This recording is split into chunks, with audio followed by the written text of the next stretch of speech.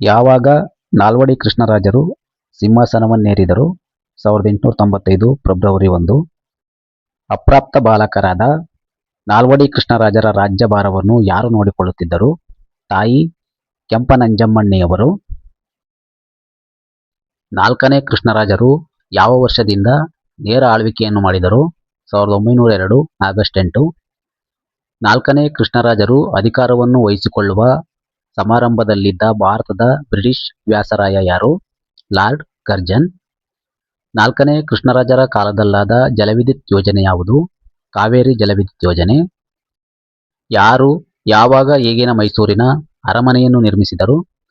ನಾಲ್ವಡಿ ಕೃಷ್ಣರಾಜ ಒಡೆಯರು 1897ರಿಂದ 1912. ನಾಲ್ಕನೇ ಕೃಷ್ಣರಾಜರಿಗೆ ರಾಜರ್ಷಿ ಎಂಬ ಬಿರುದನ್ನು ಗಾಂಧೀಜಿಯವರು ಯಾವುದರ ನಿಮಿತ್ತ ನೀಡಿದರು? ಮೈಸೂರು ರಾಜ್ಯವನ್ನು ಗ್ರಾಮ ರಾಜ್ಯವಾಗಿ ಪರಿವರ್ತನೆ. ನಾಲ್ಕನೇ ಕೃಷ್ಣರಾಜರಿಗೆ ಬ್ರಿಟಿಷ್ ಸರ್ಕಾರವು ನೀಡಿದ ಬಿರುದುಗಳಾವುವು? JCPI, JBI. ನಾಲ್ಕನೇ ಕೃಷ್ಣರಾಜ ಒಡೆಯರು ಯಾವಾಗ ಮರಣ ಹೊಂದಿದರು? 1940 ಜುಲೈ 31ರಂದು. ರಾಜ್ಯದಲ್ಲೇ ಮೊದಲ ವಿದ್ಯುತ್ತನ್ನು ಬಳಸಿದ ಗಣಿ ಯಾವುದು? ಕೋಲಾರದ ಚಿನ್ನದ ಗಣಿ. ಯಾವ ಒಡೆಯರು ಮೈಸೂರು ಸಹಕಾರ ಸಂಘಗಳ ಕಾಯ್ದೆಯನ್ನು ಜಾರಿಗೆ ತಂದರು? ನಾಲ್ವಡಿ ಕೃಷ್ಣರಾಜ ಒಡೆಯರು. ಯಾವ ಒಡೆಯರ ಕಾಲದಲ್ಲಿ ಮೈಸೂರಿನಿಂದ ಅರಸೀಕೆರೆಗೆ ರೈಲು ಮಾರ್ಗ ಹಾಕಲಾಯಿತು? ನಾಲ್ವಡಿ ಕೃಷ್ಣರಾಜ ಒಡೆಯರು. ಮೈಸೂರು ಅರಮನೆಯ ನಿರ್ಮಾಣದ ಇಂಜಿನಿಯರ್ ಯಾರು? Henry Irwin. ಮೈಸೂರಿನ ದಸರಾದಲ್ಲಿ ವಸ್ತು ಪ್ರದರ್ಶನವನ್ನು ಜಾರಿಗೆ ತಂದವರಾರು? ನಾಲ್ವಡಿ ಕೃಷ್ಣರಾಜ ಒಡೆಯರು. ಮಾದರಿ ಸಂಸ್ಥಾನವೆಂದು ಬ್ರಿಟಿಷರ ಹೊಗಳಿಕೆಗೆ ಹೆಸರಾದ ಸಂಸ್ಥಾನ ಯಾವುದು? ಮೈಸೂರು ಸಂಸ್ಥಾನ. ಶಾಸಕಾಂಗ ಮಂಡಳಿಯು ಯಾವ ಒಡೆಯರ ಕಾಲದಲ್ಲಿ ಯಾವಾಗ ಜಾರಿಗೆ ಬಂದಿತು? ನಾಲ್ವಡಿ ಕೃಷ್ಣರಾಜ ಒಡೆಯರು 1907. ಯಾವ ಒಡೆಯರು ಬನಾರಸ್ ವಿಶ್ವವಿದ್ಯಾಲಯದ ಕುಲಪತಿಗಳಾಗಿದ್ದರು? ನಾಲ್ವಡಿ ಕೃಷ್ಣರಾಜ ಒಡೆಯರು. ಮೈಸೂರಿನಲ್ಲಿ ಕ್ಷಯರೋಗ ಆಸ್ಪತ್ರೆಯನ್ನು ಯಾರು ಸ್ಥಾಪಿಸಿದರು? ನಾಲ್ವಡಿ ಕೃಷ್ಣರಾಜ ಒಡೆಯರು. ರಾಜರ್ಷಿ ಎಂಬ ಬಿರುದು ಯಾರಿಗಿತ್ತು? ನೀಡಿದವರಾರು? ನಾಲ್ವಡಿ ಕೃಷ್ಣರಾಜ ಒಡೆಯರು. ಮಹಾತ್ಮ ಗಾಂಧೀಜಿ. ಚಕ್ರವರ್ತಿ 5ನೇ ಜಾರ್ಜ್ನ ದೆಹಲಿಯ ದರ್ಬಾರ್ನಲ್ಲಿ ಸೇರಿದ್ದ ಒಡೆಯರಾರು? ನಾಲ್ವಡಿ ಕೃಷ್ಣರಾಜ ಒಡೆಯರು. ಬ್ರಿಟಿಷ್ ರಾಜಕುಮಾರ ಪ್ರಿನ್ಸ್ ಆಫ್ ವೇಲ್ಸರು ಯಾವ ಒಡೆಯರ ಕಾಲದಲ್ಲಿ ಮೈಸೂರಿಗೆ ಭೇಟಿ ನೀಡಿದ್ದರು? ನಾಲ್ವಡಿ ಕೃಷ್ಣರಾಜ ಒಡೆಯರು. ಭಾರತದಲ್ಲೇ ಮೊದಲು ವಿದ್ಯುಚ್ಛಕ್ತಿಯನ್ನು ಪಡೆದ ನಗರ ಯಾವುದು? ಯಾವ ಒಡೆಯರ ಕಾಲದಲ್ಲಿ? ಬೆಂಗಳೂರು. ನಾಲ್ವಡಿ ಕೃಷ್ಣರಾಜ ಒಡೆಯರು.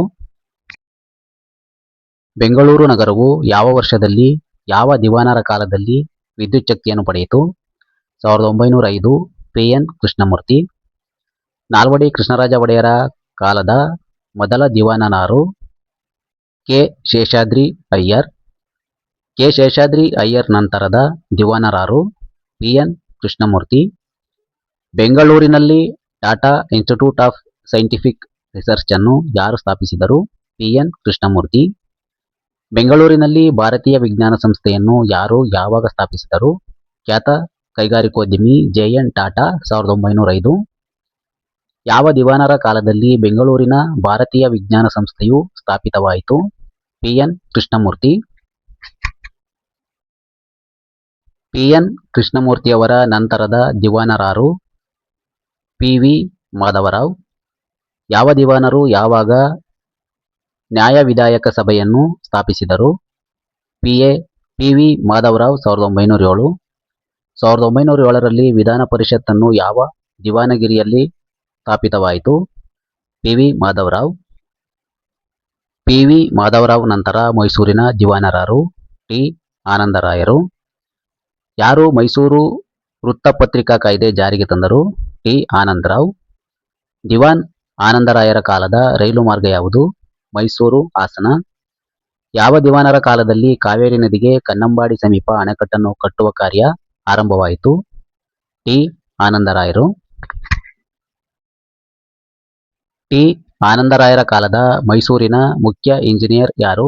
ಸರ್ ಎಂ ವಿಶ್ವೇಶ್ವರಯ್ಯನವರು. T. ಆನಂದರಾಯರ ನಂತರದ ದಿವಾನ ಯಾರು? ಸರ್ ಎಂ ವಿಶ್ವೇಶ್ವರಯ್ಯನವರು. ನಾಲ್ವಡಿ ಕೃಷ್ಣರಾಜರ ಕೊನೆಯ ದಿವಾನ ಯಾರು? ಸರ್ ಮಿರ್ಜಾ ಇಸ್ಮಾಯಿಲ್. ವಿಶ್ವೇಶ್ವರಯ್ಯ ನಂತರದ ದಿವಾನರಾರು? ಆಡಳಿತಾವಧಿ ತಿಳಿಸಿ. ಸರ್ದಾರ್ ಕಾಂತರಾಜ ಅರಸ್ 1818ರಿಂದ 22. ಯಾವಾಗ ಯಾವ ದಿವಾನರ ಕಾಲದಲ್ಲಿ ವರಮಾನ ತೆರಿಗೆ ಬಂದಿತು? 1919 ಸರ್ದಾರ್ ಕಾಂತರಾಜ್ ಅರಸ್. ಕಾಂತರಾಜ್ ಅರಸರ ನಂತರ ಮೈಸೂರಿನ ದಿವಾನರಾರು? ಎ.ಆರ್. ಬ್ಯಾನರ್ಜಿ. ಬ್ಯಾನರ್ಜಿಯವರ ಆಡಳಿತಾವಧಿಯನ್ನು ತಿಳಿಸಿ. 1922 ರಿಂದ 1926. ಮೈಸೂರು ಸಂಸ್ಥಾನದಲ್ಲಿ ಅಪೆಕ್ಸ್ ಬ್ಯಾಂಕ್ ಮತ್ತು ಇಂಡಸ್ಟ್ರೀಸ್ ಮತ್ತು ಕಾಮರ್ಸ್ ಇಲಾಖೆಯು ಸ್ಥಾಪಿತವಾದಾಗ ಇದ್ದ ದಿವಾನರಾರು? ಎ.ಆರ್. ಬ್ಯಾನರ್ಜಿ. ಮೈಸೂರು ಸಂಸ್ಥಾನದ ರಾಜ್ಯಾಂಗ ಬೆಳವಣಿಗೆಯ ಬಗ್ಗೆ ಸಲಹೆ ನೀಡಲು ನೇಮಕಗೊಂಡ ಸಮಿತಿ ಯಾವುದು? Seal committee. ಸೀಲ್ ಕಮಿಟಿಯು ಯಾವಾಗ ಯಾರ ಅಧ್ಯಕ್ಷತೆಯಲ್ಲಿ ರಚನೆಯಾಯಿತು? 1923 ಭಜೇಂದ್ರನಾಥ ಸೀಲ್. ಎ.ಆರ್. ಬ್ಯಾನರ್ಜಿಯವರ ನಂತರ ದಿವಾನರಾರು? ಸರ್ ಮಿರ್ಜಾ ಇಸ್ಮಾಯಿಲ್. ನಾಲ್ಕನೇ ಕೃಷ್ಣರಾಜರ ಆಸ್ಥಾನದ ಖ್ಯಾತ ಸಂಗೀತಗಾರರನ್ನು ತಿಳಿಸಿ. ವೀಣೆ ಶೇಷಣ್ಣ, ಪಿಟೀಲು, T. Chowdaiah, Bidaram, Krishnappa B. Devendrappa, R. N. Krishnamurthy, Muthaiah, Bhagavatha, ಪಿಟೀಲು ರಾಮಪ್ಪ, ಮೈಸೂರು ವಾಸುದೇವಾಚಾರ್ಯ. ನಾಲ್ವಡಿ ಕೃಷ್ಣರಾಜ ಒಡೆಯರ ಕಾಲದ ದಿವಾನರುಗಳನ್ನು ತಿಳಿಸಿ. K. Seshadri Iyer, P. N. Krishnamurthy, A. P. Madhavarao, T. Anandarao, sir M. Visvesvaraya, Kantaraja Urs, Albion Banerji, sir Mirza Ismail. ಯಾರ ನಂತರ ವಿಶ್ವೇಶ್ವರಯ್ಯನವರು ದಿವಾನರಾದರು? ಟಿ. ಆನಂದರಾಯರು. Sir M. ವಿಶ್ವೇಶ್ವರಯ್ಯನವರು ಯಾವಾಗ ಮತ್ತು ಎಲ್ಲಿ ಜನಿಸಿದರು? 1861 September 15 Muddenahalli, Kolar. Sir M. ವಿಶ್ವೇಶ್ವರಯ್ಯನವರ ಮಾತಾಪಿತೃಗಳಾರು? ಶ್ರೀನಿವಾಸ ಶಾಸ್ತ್ರಿಗಳು, ತಾಯಿ ವೆಂಕಟಲಕ್ಷ್ಮಮ್ಮ. ವಿ. ವಿ. ಯವರು ಇಂಜಿನಿಯರ್ ವೃತ್ತಿಯನ್ನು ಮೊದಲಿಗೆ ಎಲ್ಲಿ ಆರಂಭಿಸಿದರು? ಬೊಂಬಾಯಿ ಸರ್ಕಾರ. ವಿ. ವಿ. ಯವರು ಸಕ್ಕೂರು ಜನತೆಗೆ ಯಾವ ನದಿಯ ಬಗ್ಗಡದ ನೀರನ್ನು ಕುಡಿಯಲು ಶುದ್ಧ ನೀರಾಗಿ ಪರಿವರ್ತಿಸಿದರು? ಸಟ್ಲೆಜ್ ನದಿಯ ಬಗ್ಗಡದ ನೀರು. ವಿ. ವಿ. ಯವರ ಪೂರ್ವಿಕ ಗ್ರಾಮ ಯಾವುದು? ಯಾವ ರಾಜ್ಯದಲ್ಲಿದೆ? ಮೋಕ್ಷಗುಂಡಂ, ಆಂಧ್ರ ರಾಜ್ಯ. ಯಾವಾಗ ವಿ. ವಿ. ಯವರು ಮೈಸೂರಿನ ಮುಖ್ಯ ಇಂಜಿನಿಯರ್ ಆಗಿ ನೇಮಕಗೊಂಡರು? 1909 ನವೆಂಬರ್ 15. ಯಾವಾಗ ಯಾರು ಕಾವೇರಿ ನದಿಗೆ ಅಣೆಕಟ್ಟು ಕಟ್ಟಲು ಆರಂಭಿಸಿದರು? 1911 ಎಂ. ವಿಶ್ವೇಶ್ವರಯ್ಯನವರು. ಕೆ. ಆರ್. ಸಾಗರ ಅಣೆಕಟ್ಟುಗಳಿಗೆ ಸ್ವಯಂಚಾಲಿತ ಬಾಗಿಲುಗಳನ್ನು ಜೋಡಿಸಿದವರಾರು? Sir M. ವಿಶ್ವೇಶ್ವರಯ್ಯನವರು. ವ್ಯವಸಾಯ ಪಾಠಶಾಲೆಯನ್ನು ಯಾರು ಎಲ್ಲಿ ಸ್ಥಾಪಿಸಿದರು? Sir M. ವಿಶ್ವೇಶ್ವರಯ್ಯನವರು, ಹೆಬ್ಬಾಳು. ಯಾವಾಗ ವಿ. ವಿ. ಯವರು ಮೈಸೂರಿನ ದಿವಾನರಾದರು? 1912 ಸೆಪ್ಟೆಂಬರ್. Sir M. ವಿಶ್ವೇಶ್ವರಯ್ಯನವರು. ಯಾರು ಯಾವಾಗ ರೇಷ್ಮೆ ಸಂಶೋಧನಾ ಕೇಂದ್ರವನ್ನು ಸ್ಥಾಪಿಸಿದರು? Sir M. ವಿಶ್ವೇಶ್ವರಯ್ಯನವರು, 1917. ರೇಷ್ಮೆ ಸಂಶೋಧನಾ ಕೇಂದ್ರ ಎಲ್ಲಿ ಸ್ಥಾಪಿತವಾಯಿತು? ಅದರ ಕೆಲಸವೇನು? ಹೆಬ್ಬಾಳು, ಚನ್ನಪಟ್ಟಣ. ರೇಷ್ಮೆ ಬೆಳೆ ಅಧ್ಯಯನ. ನಾಗೇನಹಳ್ಳಿಯ ಸಮೀಪ ಸಂಶೋಧನಾ ಕೇಂದ್ರವನ್ನು ಸ್ಥಾಪಿಸಿದವರಾರು? ಅದರ ಕಾರ್ಯವ್ಯಾಪ್ತಿ ಯಾವುದು? ವಿಶ್ವೇಶ್ವರಯ್ಯನವರು. ಭತ್ತ ಕಬ್ಬು ಬೆಳೆಗಳ ಅಧ್ಯಯನ. ವಿಶ್ವೇಶ್ವರಯ್ಯನವರ ಕಾಲದಲ್ಲಿ ಸ್ಥಾಪಿತವಾದ ಬ್ಯಾಂಕ್ ಯಾವುದು? ಯಾವಾಗ ಸ್ಥಾಪಿತವಾಯಿತು? ಮೈಸೂರು ಬ್ಯಾಂಕ್, 1916. ಲೋಕಲ್ ಬೋರ್ಡು ಮತ್ತು ಗ್ರಾಮ ಪಂಚಾಯಿತಿಗಳ ಕಾಯ್ದೆಯನ್ನು ಯಾರು ಯಾವಾಗ ಜಾರಿಗೆ ತಂದರು? Sir M. ವಿಶ್ವೇಶ್ವರಯ್ಯನವರು, 1918. ಹೆಣ್ಣು ಮಕ್ಕಳ ವಿದ್ಯಾರ್ಥಿ ನಿಲಯಗಳನ್ನು ಯಾರು ಯಾವಾಗ ಸ್ಥಾಪಿಸಿದರು? Sir M. ವಿಶ್ವೇಶ್ವರಯ್ಯನವರು, 1914. ಮೈಸೂರು ವಿಶ್ವವಿದ್ಯಾಲಯವನ್ನು ಯಾರು ಯಾವಾಗ ಸ್ಥಾಪಿಸಿದರು? Sir M. ವಿಶ್ವೇಶ್ವರಯ್ಯನವರು, 1916. ಮೈಸೂರು ವಿಶ್ವವಿದ್ಯಾಲಯದ ಮೊದಲ ಕುಲಪತಿ ಯಾರು? ನಂಜುಂಡಯ್ಯನವರು. ಕನ್ನಡ ಸಾಹಿತ್ಯ ಪರಿಷತ್ ಎಲ್ಲಿ ಮತ್ತು ಯಾವಾಗ ಸ್ಥಾಪಿತವಾಯಿತು? ಬೆಂಗಳೂರು, 1915. ವಿಶ್ವೇಶ್ವರಯ್ಯ ಕಬ್ಬಿಣ ಮತ್ತು ಉಕ್ಕಿನ ಕಾರ್ಖಾನೆ ಎಲ್ಲಿದೆ? ಭದ್ರಾವತಿ. ವಿ. ವಿ. ಯವರಿಗೆ ಸರ್ ಎಂಬ ಗೌರವ ಪ್ರಶಸ್ತಿ ನೀಡಿದವರಾರು? ಬ್ರಿಟಿಷ್ ಸರ್ಕಾರ. ಭಾರತ ರತ್ನ ಪ್ರಶಸ್ತಿ ಪಡೆದ ದಿವಾನರಾರು? ಯಾವಾಗ ಲಭಿಸಿತು? Sir M. ವಿಶ್ವೇಶ್ವರಯ್ಯನವರು, 1955. ಆಧುನಿಕ ಮೈಸೂರಿನ ಪಿತಾಮಹ ಯಾರು? Sir M. ವಿಶ್ವೇಶ್ವರಯ್ಯನವರು. ವಿ. ವಿ. ಯವರು ಎಲ್ಲಿ ಯಾವಾಗ ಮರಣ ಹೊಂದಿದರು? ಬೆಂಗಳೂರು, 1862 ಏಪ್ರಿಲ್ 14. ವಿ. ವಿ. ಯವರ ರಾಜೀನಾಮೆ ಮತ್ತು ನಿವೃತ್ತಿಗೆ ಕಾರಣವೇನು? 1918 ಪ್ರತಿಭೆಯ ಆಧಾರದ ಮೇಲೆ ಆಯ್ಕೆ ಮಾಡಬೇಕು ಎನ್ನುವ ಬೇಡಿಕೆಯನ್ನು ಸರ್ಕಾರವು ತಿರಸ್ಕರಿಸಿದ್ದರಿಂದ. ಮೈಸೂರಿನ ಕಾಸ್ಮೋಪಾಲಿಟನ್ ಕ್ಲಬ್ ಅನ್ನು ಸ್ಥಾಪಿಸಿದವರಾರು? Sir M. ವಿಶ್ವೇಶ್ವರಯ್ಯನವರು. ಸರ್ ಎಂ ವಿಶ್ವೇಶ್ವರಯ್ಯನವರ ಗ್ರಂಥಗಳನ್ನು ತಿಳಿಸಿ. Reconstructing India, a vision of prosperous, Mysore. Rapid development of industries, planned economy for India, memoirs of my working life, ಆತ್ಮಚರಿತ್ರೆ.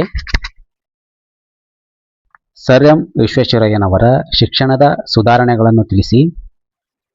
1. ಶಿಕ್ಷಣವನ್ನು ಹಂತಹಂತವಾಗಿ ಕಡ್ಡಾಯಗೊಳಿಸಲು ಶಾಸನವನ್ನು ಜಾರಿಗೆ ತಂದರು. 2. ಹಿಂದುಳಿದ ವಿದ್ಯಾರ್ಥಿಗಳ ವಿದ್ಯಾಭ್ಯಾಸಕ್ಕೆ ಪ್ರೋತ್ಸಾಹ, ವಿದ್ಯಾರ್ಥಿ ವೇತನ ಕೊಡುವುದನ್ನು ಪ್ರಾರಂಭಿಸಿದರು. 3. ಪ್ರತಿಭಾವಂತ ವಿದ್ಯಾರ್ಥಿಗಳಿಗೆ ವಿದ್ಯಾರ್ಥಿ ವೇತನ ನೀಡಿ ವಿದೇಶಗಳಿಗೆ ಉನ್ನತ ವಿದ್ಯಾಭ್ಯಾಸಕ್ಕೆ ತೆರಳುವಂತೆ ಮಾಡಿದರು. 4. ಹೆಣ್ಣು ಮಕ್ಕಳ ಶಿಕ್ಷಣಕ್ಕೆ ವಿದ್ಯಾರ್ಥಿ ನಿಲಯಗಳನ್ನು ಸ್ಥಾಪಿಸಿದ್ದಲ್ಲದೆ ಅನೇಕ ಸೌಲಭ್ಯಗಳನ್ನು ನೀಡಿದರು. 5. ಅರೆ ನಿರುದ್ಯೋಗ ನಿರ್ವಹಿಸಿ ವಿದ್ಯಾಭ್ಯಾಸ ಮಾಡುವವರ ಅನುಕೂಲಕ್ಕಾಗಿ ರಾತ್ರಿಯ ಶಾಲೆಗಳನ್ನು ತೆರೆದರು. 6. ತಾಂತ್ರಿಕ, ವಾಣಿಜ್ಯ ಮತ್ತು ಕೃಷಿ ಕ್ಷೇತ್ರಗಳಲ್ಲಿ ತರಬೇತಿ ನೀಡುವ ಉದ್ದೇಶದಿಂದ ವ್ಯಕ್ತಿ ತರಬೇತಿ ಶಾಲೆಗಳನ್ನು ಸ್ಥಾಪಿಸಿದರು. 7. ಬೆಂಗಳೂರಿನಲ್ಲಿ ತಾಂತ್ರಿಕ ಕಾಲೇಜನ್ನು ಸ್ಥಾಪನೆ ಮಾಡಿದರು. 8. 1916ರ ಜುಲೈ 1ರಂದು ಮೈಸೂರು ವಿಶ್ವವಿದ್ಯಾನಿಲಯವನ್ನು ಸ್ಥಾಪಿಸಿದರು. 9. ಬೆಂಗಳೂರು ಮತ್ತು ಮೈಸೂರುಗಳಲ್ಲಿ ಸಾರ್ವಜನಿಕ ಪುಸ್ತಕ ಗ್ರಂಥಾಲಯವನ್ನು ತೆರೆದರು.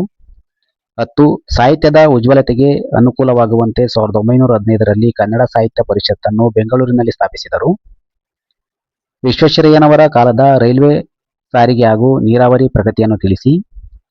ರೈಲ್ವೆ ಸಾರಿಗೆ, ಸ್ಥಳೀಯ ರೈಲ್ವೆ ಇಲಾಖೆಯನ್ನು ಸ್ಥಾಪಿಸಿ 1915ರಲ್ಲಿ ರೈಲ್ವೆ ಸಮಿತಿಯೊಂದನ್ನು ರಚಿಸಿದ್ದರಿಂದ ರೈಲ್ವೆ ಹಣಕಾಸು, ಹೊಸ ಮಾರ್ಗಗಳ ರಚನೆ ಇವುಗಳ ಬಗ್ಗೆ ಸಲಹೆ ನೀಡಿತು.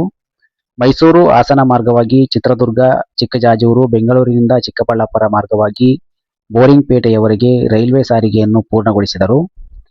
ನೀರಾವರಿ, ಬೆಂಗಳೂರು ನಗರಕ್ಕೆ ಕುಡಿಯುವ ನೀರನ್ನು ಒದಗಿಸುವ ಸಲುವಾಗಿ ತಿಪ್ಪಗೊಂಡನಹಳ್ಳಿ ಸಮೀಪದ ಅರ್ಕಾವತಿ ನದಿಗೆ ಕಟ್ಟೆಯನ್ನು ನಿರ್ಮಿಸಿ ಜಲಾಶಯ ನಿರ್ಮಾಣ ಮಾಡುವಲ್ಲಿ ಸಹಕರಿಸಿದರು. ದಿವಾನರಾದ ವಿಶ್ವೇಶ್ವರಯ್ಯನವರ ಸಾಧನೆಗಳನ್ನು ತಿಳಿಸಿ. ಸರ್ ಎಂ ವಿಶ್ವೇಶ್ವರಯ್ಯನವರು 1912ರಿಂದ 1918 ಆಧುನಿಕ ಮೈಸೂರಿನ ನಿರ್ಮಾಪಕರು ಎಂದು ಖ್ಯಾತಿಯಾದ ವಿಶ್ವೇಶ್ವರಯ್ಯನವರು ಕೋಲಾರ ಜಿಲ್ಲೆಯ ಚಿಕ್ಕಬಳ್ಳಾಪುರ ತಾಲೂಕಿನ ಮುದ್ದೇನಹಳ್ಳಿಯಲ್ಲಿ 1861ರ ಸೆಪ್ಟೆಂಬರ್ 15ರಂದು ಶ್ರೀನಿವಾಸ ಶಾಸ್ತ್ರಿ ಹಾಗೂ ವೆಂಕಟಲಕ್ಷ್ಮಮ್ಮ ಎಂಬ ಬ್ರಾಹ್ಮಣ ಕುಟುಂಬದಲ್ಲಿ ಜನಿಸಿದರು. ಚಿಕ್ಕಬಳ್ಳಾಪುರದಲ್ಲಿ ತಮ್ಮ ಬಾಲ್ಯದ ವಿದ್ಯಾಭ್ಯಾಸವನ್ನು ಮುಗಿಸಿದ ಇವರು ಬೆಂಗಳೂರು ವೆಸ್ಲಿಯನ್ ಮಿಷನ್ ಶಾಲೆಯಲ್ಲಿ ಪ್ರೌಢಶಿಕ್ಷಣವನ್ನು, ಅಲ್ಲಿಯ ಸೆಂಟ್ರಲ್ ಕಾಲೇಜಿನಲ್ಲಿ 1881ರಲ್ಲಿ BA ಪದವಿಯನ್ನು ಗಳಿಸಿದರು. ದಿವಾನ್ ರಂಗಾಚಾರ್ಲರ ಪ್ರೋತ್ಸಾಹದಿಂದ ಪುಣೆಯ ಇಂಜಿನಿಯರಿಂಗ್ ಕಾಲೇಜಿನಲ್ಲಿ ಸೇರಿ 1883ರಲ್ಲಿ ಸಿವಿಲ್ ಇಂಜಿನಿಯರಿಂಗ್ ಪರೀಕ್ಷೆಯಲ್ಲಿ ಪ್ರಥಮ ದರ್ಜೆಯಲ್ಲಿ ಪಾಸಾಗಿ ಮುಂಬೈ ಸರ್ಕಾರದ ಅಸಿಸ್ಟೆಂಟ್ ಇಂಜಿನಿಯರ್ ಆಗಿ ಸೇರಿಕೊಂಡು ತಮ್ಮ 25 ವರ್ಷಗಳ ಆವೃತ್ತಿಯ ಸೇವೆಯಲ್ಲಿ ಸಟ್ಲೆಜ್ ನದಿಯ ಒಗ್ಗಡದ ನೀರನ್ನು ಸಕ್ಕೂರು ನಾಗರಿಕರಿಗೆ ಪರಿಶುದ್ಧ ನೀರಾಗಿ ಪರಿವರ್ತಿಸಿದ ಕೀರ್ತಿಗೆ ಪಾತ್ರರಾದರು. ಕೆರೆ ಕಟ್ಟೆ, ನೀರಾವರಿ, ರಸ್ತೆ ನಿರ್ಮಾಣ, ಒಳಚರಂಡಿ ವ್ಯವಸ್ಥೆ, ನಗರಾಭಿವೃದ್ಧಿ ಯೋಜನೆಗಳನ್ನು ಪೂರ್ಣಗೊಳಿಸಿ ಸರ್ಕಾರದ ಮೆಚ್ಚುಗೆಯನ್ನು ಪಡೆದು 1909ರಲ್ಲಿ ನಿವೃತ್ತರಾದರು. ಹೈದರಾಬಾದಿನ ಇಂಜಿನಿಯರ್ ಆಗಿ ವಿಶ್ವೇಶ್ವರಯ್ಯನವರ ಕಾರ್ಯಗಳು, ಹೊಸ ವಿಚಾರಗಳು ಹಾಗೂ ಹೆಚ್ಚಿನ ಜ್ಞಾನಾರ್ಜನೆಗಾಗಿ ಅಮೆರಿಕ, ಜಪಾನ್, ಚೀನಾ, ಆಸ್ಟ್ರೇಲಿಯಾ, ರಷ್ಯಾಗಳಿಗೆ ಭೇಟಿ ನೀಡಿ ಹಿಂದಿರುಗಿದ ನಂತರ ಹೈದರಾಬಾದಿನ ನಿಜಾಮರ ಸರ್ಕಾರದಲ್ಲಿ ವಿಶೇಷ ಇಂಜಿನಿಯರ್ ಆಗಿ ಹೈದರಾಬಾದ್ ನಗರದ ಪುನರ್ ನಿರ್ಮಾಣ, ನಗರ ಸಂರಕ್ಷಣಾ ಯೋಜನೆ, ಒಳಚರಂಡಿ ವ್ಯವಸ್ಥೆ ಮುಂತಾದವುಗಳ ಬಗ್ಗೆ ಸೂಕ್ತ ಸೇವೆಗಳನ್ನು ನೀಡಿದರು. ಮೈಸೂರಿನ ಇಂಜಿನಿಯರ್ ಆಗಿ ವಿಶ್ವೇಶ್ವರಯ್ಯನವರ ಕಾರ್ಯಗಳು. ದಿವಾನ್ ಆನಂದರಾಯರು ಖ್ಯಾತರಾದ ಸರ್ ಎಂ ವಿ ಯವರನ್ನು ಮೈಸೂರಿನ ಮುಖ್ಯ ಇಂಜಿನಿಯರ್ ಆಗಿ 1909 ನವೆಂಬರ್ 15ರಂದು ನೇಮಕ ಮಾಡಿಕೊಂಡರು. ಮೈಸೂರಿನ ಆರ್ಥಿಕ ಅಭಿವೃದ್ಧಿಗೆ ಶ್ರಮಿಸಿದ ಅವರು ಕಾವೇರಿ ನದಿಗೆ ಕನ್ನಂಬಾಡಿ ಅಣೆಕಟ್ಟೆಯನ್ನು ನಿರ್ಮಿಸಲು 1911ರಲ್ಲಿ ಪ್ರಾರಂಭಿಸಿದ್ದರಿಂದ ಮಂಡ್ಯ, ಮಳವಳ್ಳಿ ವಿಭಾಗಗಳ 11,500 ಎಕರೆ ಭೂಮಿಗೆ ನೀರಾವರಿ ಸೌಕರ್ಯ ಒದಗಿತು. ಕನ್ನಂಬಾಡಿ ಜಲಾಶಯವನ್ನು ನಿರ್ಮಿಸಿದ್ದರಿಂದ ಶಿವನಸಮುದ್ರಕ್ಕೆ ಒಂದೇ ಪ್ರಮಾಣದ ನೀರನ್ನು ಪೂರೈಸಿ 80,000 ಅಶ್ವಶಕ್ತಿಯ ವಿದ್ಯುತ್ತನ್ನು ಉತ್ಪಾದಿಸಲು ಸಹಕಾರಿಯಾದರು. ದಿವಾನರಾಗಿ ವಿಶ್ವೇಶ್ವರಯ್ಯನವರ ಸಾಧನೆಗಳು. ವಿಶ್ವೇಶ್ವರಯ್ಯನವರು ಪ್ರತಿಭೆಯನ್ನು ಗಮನಿಸಿದ ನಾಲ್ವಡಿ ಕೃಷ್ಣರಾಜ ಒಡೆಯರು ಅವರನ್ನು ಮೈಸೂರಿನ ಸಂಸ್ಥಾನದ ದಿವಾನರಾಗಿ 1912ರಲ್ಲಿ ನೇಮಿಸಿಕೊಂಡರು. ಆರಂಭದಲ್ಲಿ ಜನರನ್ನು ಉದ್ದೇಶಿಸಿ ನಮ್ಮ ನಾಡಿನ ನಾಗರಿಕರನ್ನು ಸಂಪತ್ತಿನಿಂದ ಕೂಡಿದ ಚಟುವಟಿಕೆ ಉತ್ಸಾಹಗಳಿಂದ ತುಂಬಿದವರನ್ನಾಗಿ ಮಾಡಬೇಕು. ಇದೆಲ್ಲ ನಮ್ಮ ಕಾರ್ಯಗಳ ಗುರಿ ಎಂದು ವಿವರಿಸುತ್ತಾ ಕೆಲಸ ಮಾಡಿರಿ, ದುಡಿಯಿರಿ, ದುಡಿತದಿಂದ ಯಾರೂ ಸಾಯುವುದಿಲ್ಲ, ಸಾಯುವುದು ಚಿಂತೆಯಿಂದ ಮೈಸೂರು ಎಂದು ಹೇಳಿದರು. ತಮ್ಮ ಕೇವಲ 6 ವರ್ಷಗಳ ಈ ಸೇವೆಯಲ್ಲಿ ರಾಜಕೀಯ, ಶೈಕ್ಷಣಿಕ, ಆರ್ಥಿಕ ಮತ್ತು ವೈಜ್ಞಾನಿಕ ಕ್ಷೇತ್ರಗಳಲ್ಲಿ ಅಮೋಘವಾದ ಕಾರ್ಯಗಳನ್ನು ಮಾಡಿ ಮೈಸೂರಿನ ಪ್ರಗತಿಗೆ ಕಾರಣರಾದರು. ಪ್ರಜಾಸತ್ತಾತ್ಮಕ ಕಾರ್ಯಗಳು. ಇವರು ಪ್ರಜಾಪ್ರಭುತ್ವದಲ್ಲಿ ನಂಬಿಕೆಯನ್ನು ಹೊಂದಿದ್ದು ಪ್ರಜಾಸತ್ತಾತ್ಮಕ ಬೆಳವಣಿಗೆಗೆ ಒತ್ತನ್ನು ನೀಡಿದರು. 1. ನ್ಯಾಯ ವಿಧಾಯಕ ಸಭೆಯನ್ನು ವಿಸ್ತರಿಸಿ ಅದರ ಸದಸ್ಯರ ಸಂಖ್ಯೆಯನ್ನು 18ರಿಂದ 24ಕ್ಕೆ ಏರಿಸಿದರು. 2. ನ್ಯಾಯ ವಿಧಾಯಕ ಸಭೆಗೆ ಸಂಸ್ಥಾನದ ಮುಂಗಡ ಪತ್ರವನ್ನು ಚರ್ಚಿಸುವ ಅವಕಾಶವನ್ನು ಕಲ್ಪಿಸಿದರು. 3. ಪ್ರಜಾಪ್ರತಿನಿಧಿ ಸಭೆಯು ವರ್ಷಕ್ಕೆ 2 ಬಾರಿ ಸೇರುವಂತೆ ನೋಡಿಕೊಂಡರು. 4. 1918ರಲ್ಲಿ ಲೋಕಲ್ ಬೋರ್ಡ್ ಮತ್ತು ಗ್ರಾಮ ಪಂಚಾಯಿತಿಯ ಕಾಯ್ದೆಗಳನ್ನು ಜಾರಿಗೊಳಿಸಿದರು. 5. ಗ್ರಾಮಾಭಿವೃದ್ಧಿ ಸಮಿತಿಗಳನ್ನು ಸ್ಥಾಪಿಸಿದರು. 6. ಮುನ್ಸಿಪಾಲಿಟಿಗಳು ಮತ್ತು ಜಿಲ್ಲಾ ಬೋರ್ಡ್ಗಳು ಸ್ಥಾಪಿತವಾದವು. ಆರ್ಥಿಕಾಭಿವೃದ್ಧಿಯಲ್ಲಿನ ಸುಧಾರಣೆಗಳು. ಕೃಷಿ ಕ್ಷೇತ್ರದಲ್ಲಿನ ಸುಧಾರಣೆಗಳು. 1. ರೈತರ ಸಮಸ್ಯೆಗಳನ್ನು ಅರಿಯಲು, ಚರ್ಚಿಸಿ ಬಗೆಹರಿಸಲು ಪ್ರತಿ ವರ್ಷ ಆರ್ಥಿಕ ಸಮ್ಮೇಳನ ನಡೆಸಿದರು. 2. ವ್ಯವಸಾಯದ ಅಭಿವೃದ್ಧಿಗೆ ಅಣೆಕಟ್ಟುಗಳಲ್ಲಿ ಸಾಕಷ್ಟು ನೀರು ತಡೆಯಲು ಸ್ವಯಂಚಾಲಿತ ಬಾಗಿಲುಗಳನ್ನು ನಿರ್ಮಿಸಿದರು. 3. ಆಧುನಿಕ ವ್ಯವಸಾಯ ಪದ್ಧತಿಯನ್ನು ಅಳವಡಿಸಲು ಹೆಬ್ಬಾಳಿನಲ್ಲಿ ವ್ಯವಸಾಯ ಪಾಠಶಾಲೆ ನಿರ್ಮಿಸಿದ್ದು. 4. ವ್ಯವಸಾಯ ಇಲಾಖೆಯನ್ನು ಮೈಸೂರಿನಲ್ಲಿ ಸ್ಥಾಪಿಸಿ ರೈತರಿಗೆ ಸುಧಾರಿತ ಬೀಜ, ಗೊಬ್ಬರ, ಉಪಕರಣಗಳನ್ನು ನೀಡಿದರು. 5. ಪಶುವೈದ್ಯ ಇಲಾಖೆಯನ್ನು ಸ್ಥಾಪಿಸಿ ಪಶುಗಳ ಸ್ಥಾಪನೆಗೆ ಉತ್ತೇಜನ ನೀಡಿ ಆರ್ಥಿಕಾಭಿವೃದ್ಧಿಗೆ ಕಾರಣರಾದರು. 6. ರೇಷ್ಮೆಯ ವಿದ್ಯೆಯನ್ನು ಅಭಿವೃದ್ಧಿಪಡಿಸಲು ರೇಷ್ಮೆ ಬೆಳೆಯ ಅಧ್ಯಯನಕ್ಕಾಗಿ 1917ರಲ್ಲಿ ಚನ್ನಪಟ್ಟಣದ ಸಮೀಪ ರೇಷ್ಮೆ ಸಂಶೋಧನಾ ಕೇಂದ್ರವನ್ನು ಸ್ಥಾಪಿಸಿದ್ದು. 7. ಭತ್ತ, ಕಬ್ಬು ಬೆಳೆಗಳ ಅಧ್ಯಯನಕ್ಕಾಗಿ ನಾಗೇನಹಳ್ಳಿಯ ಸಮೀಪ ಸಂಶೋಧನಾ ಕೇಂದ್ರವನ್ನು ಸ್ಥಾಪಿಸಿದ್ದು ಕೃಷಿ ಕ್ಷೇತ್ರದಲ್ಲಿ ಸಾಕಷ್ಟು ಬದಲಾವಣೆಗಳನ್ನು ತಂದರು. ಕೈಗಾರಿಕಾ ಕ್ಷೇತ್ರದಲ್ಲಿ ಪ್ರಗತಿ. ಕೈಗಾರಿಕೀಕರಣ ಇಲ್ಲವೇ ವಿನಾಶ ಎಂಬ ಮೂಲಮಂತ್ರವನ್ನು ಸಾರಿದ ಇವರು ಅನೇಕ ಕೈಗಾರಿಕೆಗಳನ್ನು ಮೈಸೂರು, ಬೆಂಗಳೂರು, ಹಾಸನ, ಭದ್ರಾವತಿ ಹೀಗೆ ಮೊದಲಾದ ಕಡೆ ಸ್ಥಾಪಿಸಿದರು. ಗಂಧದ ಎಣ್ಣೆಯ ಕಾರ್ಖಾನೆ, ಸಾಬೂನು ತಯಾರಿಸುವ ವಿಧಾನ, ಲೋಹದ ಕಾರ್ಖಾನೆ, ಚರ್ಮ ಹದ ಮಾಡುವ ಕಾರ್ಖಾನೆ, ರೇಷ್ಮೆ ಉದ್ಯಮ, ವಿಮಾನ ತಯಾರಿಕಾ ಕಾರ್ಖಾನೆ, ಹತ್ತಿ ಗಿರಣಿಗಳು, ಹೆಂಚಿನ ಕಾರ್ಖಾನೆ, ಕಾಗದ ತಯಾರಿಕಾ ಕಾರ್ಖಾನೆ, ಭತ್ತ, ಕಬ್ಬು, ಎಣ್ಣೆ, ಹೆಂಚಿನ ಯಂತ್ರಗಳ ಕಾರ್ಖಾನೆ, ಭದ್ರಾವತಿಯ ಕಬ್ಬಿಣ ಉಕ್ಕಿನ ಕಾರ್ಖಾನೆ ಅಲ್ಲದೆ ಪ್ರತಿ ಜಿಲ್ಲೆಯ ಕೈಗಾರಿಕೆ ಮತ್ತು ವಾಣಿಜ್ಯ ಪ್ರದೇಶದಲ್ಲಿ ಖನಿಜ ಸಂಪತ್ತು ಕಂಡುಹಿಡಿಯುವ ಭೂವಿಜ್ಞಾನದ ಪುನರ್ ವ್ಯವಸ್ಥೆಗೊಳಿಸಿದ್ದು ಕೈಗಾರಿಕೆ ಮತ್ತು ವಾಣಿಜ್ಯಗಳ ಅಭಿವೃದ್ಧಿಗಾಗಿ ಒಂದು ಪ್ರತ್ಯೇಕ ಇಲಾಖೆಯನ್ನು ಸ್ಥಾಪಿಸಿದ್ದಲ್ಲದೆ ಹಣಕಾಸಿನ ಸಹಕಾರಕ್ಕಾಗಿ 1916ರಲ್ಲಿ ಮೈಸೂರು ಬ್ಯಾಂಕನ್ನು ಸ್ಥಾಪಿಸಿದರು. ರೈಲು ಸಾರಿಗೆ ಹಾಗೂ ನೀರಾವರಿ. ಆರ್ಥಿಕಾಭಿವೃದ್ಧಿಯಲ್ಲಿ ಸಾರಿಗೆಯ ವ್ಯವಸ್ಥೆಯ ಮಹತ್ವವನ್ನು ಮನಗೊಂಡ ವಿಶ್ವೇಶ್ವರಯ್ಯನವರು ಸ್ಥಳೀಯ ರೈಲ್ವೆ ಇಲಾಖೆಯನ್ನು ಸ್ಥಾಪಿಸಿ 1915ರಲ್ಲಿ ರೈಲ್ವೆ ಸಮಿತಿಯೊಂದನ್ನು ರಚಿಸಿದ್ದರಿಂದ ರೈಲ್ವೆ ಹಣಕಾಸು, ಹೊಸ ಮಾರ್ಗಗಳ ರಚನೆ ಇವುಗಳ ಬಗ್ಗೆ ಸಲಹೆ ನೀಡಿತು. ಮೈಸೂರಿನಿಂದ ಹಾಸನ ಮಾರ್ಗವಾಗಿ ಅರಸೀಕೆರೆಯವರೆಗೂ, ಚಿತ್ರದುರ್ಗ, ಚಿಕ್ಕಜಾಜೂರು, ಚಿಕ್ಕಬಳ್ಳಾಪುರ ಮಾರ್ಗವಾಗಿ ಬೆಂಗಳೂರಿನಿಂದ ಬೋರಿಂಗ್ಪೇಟೆಯವರೆಗೆ ಸಾರಿಗೆಯನ್ನು ಪೂರ್ಣಗೊಳಿಸಿದರು. ಬೆಂಗಳೂರಿಗೆ ಕುಡಿಯುವ ನೀರನ್ನು ಒದಗಿಸುವ ಸಲುವಾಗಿ ತಿಪ್ಪೇಗೊಂಡನಹಳ್ಳಿ ಸಮೀಪ ಅರ್ಕಾವತಿ ನದಿಗೆ ಅಣೆಕಟ್ಟನ್ನು ನಿರ್ಮಿಸಲು ಸಹಕರಿಸಿದರು. ಶಿಕ್ಷಣದಲ್ಲಿನ ಪ್ರಗತಿ. ಶಿಕ್ಷಣಕ್ಕೆ ಆದ್ಯತೆ ನೀಡಿದ ವಿಶ್ವೇಶ್ವರಯ್ಯನವರು 1. ಶಿಕ್ಷಣವನ್ನು ಹಂತ-ಹಂತವಾಗಿ ಕಡ್ಡಾಯಗೊಳಿಸಲು ಶಾಸನವನ್ನು ಜಾರಿಗೆ ತಂದರು. 2. ಹಿಂದುಳಿದ ವಿದ್ಯಾರ್ಥಿಗಳಿಗೆ ವಿದ್ಯಾಭ್ಯಾಸಕ್ಕೆ ಪ್ರೋತ್ಸಾಹ ನೀಡಲು ವಿದ್ಯಾರ್ಥಿ ವೇತನ ನೀಡಿದರು. 3. ಪ್ರತಿಭಾವಂತ ವಿದ್ಯಾರ್ಥಿಗಳಿಗೆ ಉನ್ನತ ವ್ಯಾಸಂಗಕ್ಕೆ ವಿದೇಶಕ್ಕೆ ಹೋಗಲು ಆರ್ಥಿಕ ನೆರವು ನೀಡಿದರು. 4. ಹೆಣ್ಣು ಮಕ್ಕಳು ಶಿಕ್ಷಣಕ್ಕೆ ವಿದ್ಯಾರ್ಥಿ ನಿಲಯಗಳನ್ನು ಸ್ಥಾಪಿಸಿದ್ದಲ್ಲದೆ ಅನೇಕ ಸೌಲಭ್ಯಗಳನ್ನು ಜಾರಿಗೆ ತಂದರು.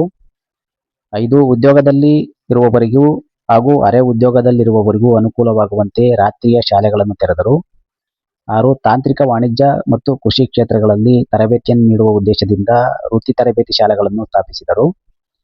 7. ಬೆಂಗಳೂರಿನಲ್ಲಿ ತಾಂತ್ರಿಕ ಕಾಲೇಜನ್ನು ಸ್ಥಾಪಿಸಿದರು. 1916 ಜುಲೈ 1ರಂದು ಮೈಸೂರು ವಿಶ್ವವಿದ್ಯಾಲಯವನ್ನು ಸ್ಥಾಪಿಸಿದರು. ಬೆಂಗಳೂರು ಹಾಗೂ ಮೈಸೂರುಗಳಲ್ಲಿ ಸಾರ್ವಜನಿಕ ಗ್ರಂಥಾಲಯಗಳನ್ನು ಸ್ಥಾಪಿಸಿದರು. ಸಾಹಿತ್ಯದ ಉಜ್ವಲತೆಗೆ ಅನುಕೂಲವಾಗುವಂತೆ 1915ರಲ್ಲಿ ಕನ್ನಡ ಸಾಹಿತ್ಯ ಪರಿಷತ್ತನ್ನು ಬೆಂಗಳೂರಿನಲ್ಲಿ ಸ್ಥಾಪಿಸಿದರು. ಕೃತಿಗಳು: reconstructing India, a mission of prosper of Mysore, rapid development of industries,